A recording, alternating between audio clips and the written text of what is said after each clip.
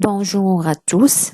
Dans cette vidéo, on va aborder les relations économiques internationales. On va commencer par le plan du premier chapitre, fondements théoriques et mondialisation, dans lequel on va voir une introduction et les fondements théoriques et mondialisation, les fondements théoriques des relations économiques internationales, la mondialisation, sa définition, concept et étapes. Donc, c'est quoi les relations économiques internationales? On peut les définir comme une discipline qui est une sous-branche des relations internationales, a comme objet l'étude des relations économiques entre les États. C'est une discipline qui n'a de pertinence que pour analyser les relations, les interdépendances entre les nations et plus exactement entre les États-nations. Selon plusieurs auteurs, le thème des relations économiques internationales est un objet d'analyse transdisciplinaire. Il associe l'économie, les sciences politiques, le droit, l'histoire et la géographie.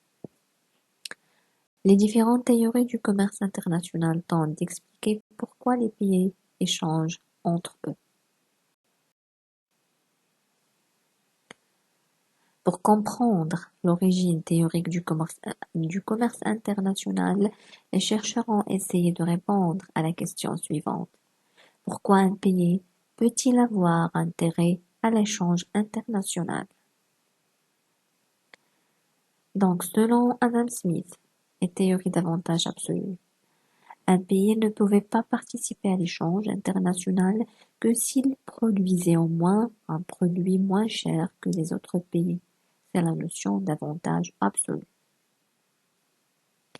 Alors, l'avantage absolu est la possibilité pour un pays de produire un bien avec moins de facteurs de production que partout ailleurs dans le reste du monde.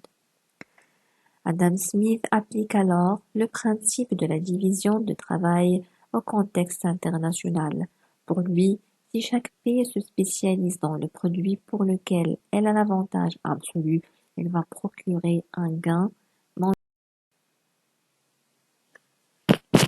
Cette spécialisation permettait aux pays avec la même quantité de travail de gagner chacun de son côté. Mais ça a poussé les chercheurs à se poser une autre question.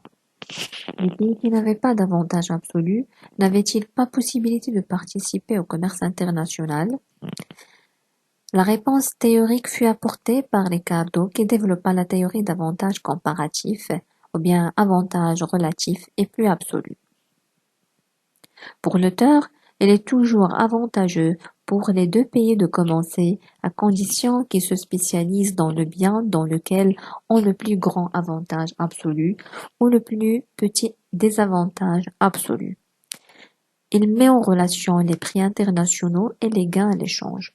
Pour que deux pays A et B trouvent bénéfice à l'échange, il faut qu'ils puissent importer un produit relativement moins cher que ne leur coûterait à fabriquer nationalement et vendre à l'étranger ou bien exporter un produit cher que ce qu'ils pourraient le vendre sur le territoire national. La théorie des jeux.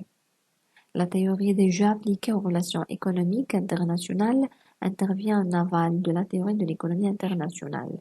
Il est nécessaire de connaître au préalable les gains et les pertes de chaque joueur. Ici, on parle des États. La théorie des jeux s'impose quasi naturellement pour formaliser l'antagonisme des nations. Les États égoïstes qui ne s'associent pas pour établir des règles communes sont parfois amenés à choisir une politique de moindre mal qui est collectivement moins bonne qu'une solution coopérative.